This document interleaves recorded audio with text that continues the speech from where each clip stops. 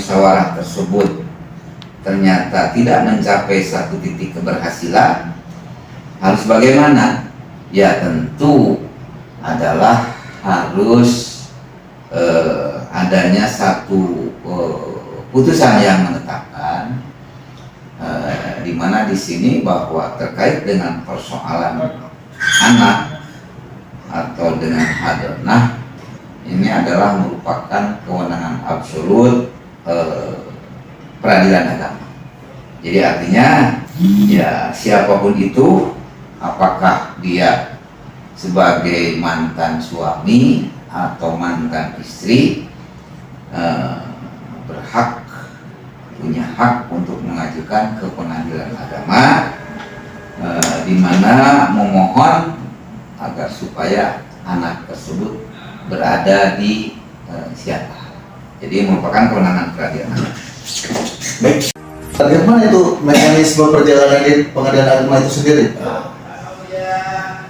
Kembali kepada persoalan musyawarah tadi, artinya kalau tadi yang saya tekankan dalam kasus ini kepada kedua belah pihak mantan suami istri, artinya ini adalah musyawarah yang harus dilakukan sebelum perkaranya masuk ke pengadilan.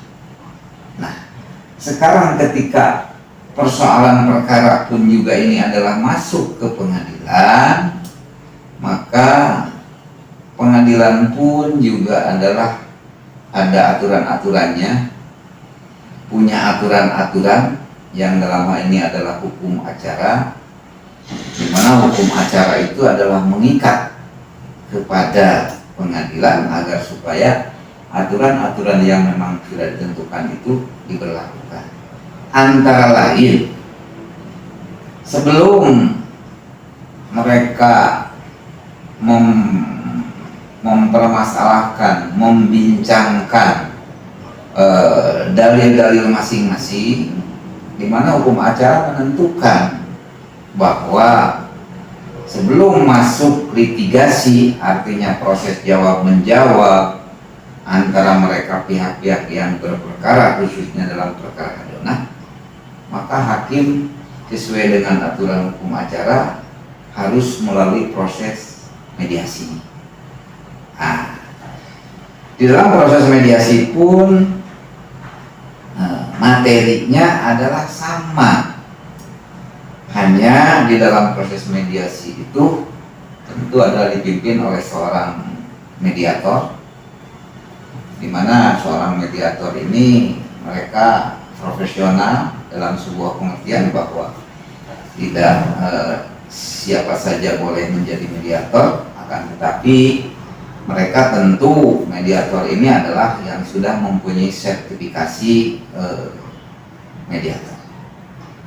Materi di dalam mediasi tersebut pada intinya adalah mencari satu titik temu agar supaya terkait dengan persoalan-persoalan tersebut, khususnya masalah anak, yang pada ujung-ujungnya anak tersebut harus berada di pihak ibukah atau di pihak bapakkah, melalui jalan musyawarah itu tadi. Hanya kalau yang musyawarah yang tadi artinya secara dipimpin atau mungkin dengan orang-orang terdekat keluarganya, kalau yang sekarang ini adalah dipimpin oleh seorang mediator tadi, yang intinya mediator pun juga berupaya maksimal agar supaya persoalan ini diselesaikan secara baik-baik, secara musyawarah, gitu kan. Andai kata nih Pak, mediasi di pengadilan itu dipimpin oleh seorang mediator, dan itu ternyata berhasil. Ternyata berhasil. Bagaimana selanjutnya? Memang sudah kita bayangkan dan sudah ada satu sikap ketika di dalam persoalan tersebut kemungkinannya ada dua. kemungkinan berhasil dan kemungkinan tidak berhasil. Pertanyaan tadi, bagaimana ketika ternyata di dalam mediasi tersebut berhasil?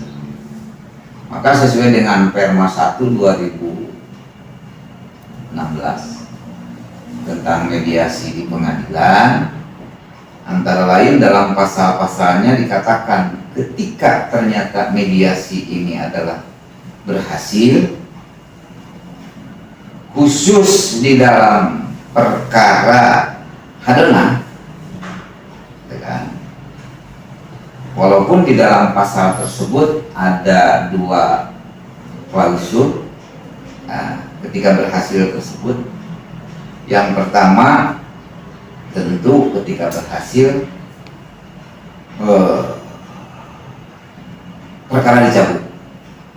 Yang kedua, justru ketika berhasil perkara berjalan terus, dan mohon agar supaya kesepakatan tersebut dituangkan dalam bentuk akta tandai.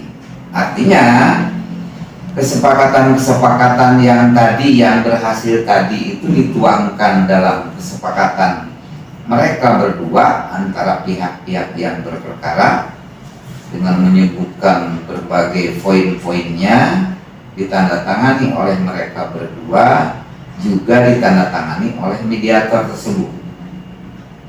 Namun saya menyarankan ketika terhadap persoalan anak ini juga perlu mencantumkan di dalam kesepakatan tersebut agar supaya kesepakatan ini dimohonkan kepada majelis hakim agar supaya dituangkan dalam bentuk putusan.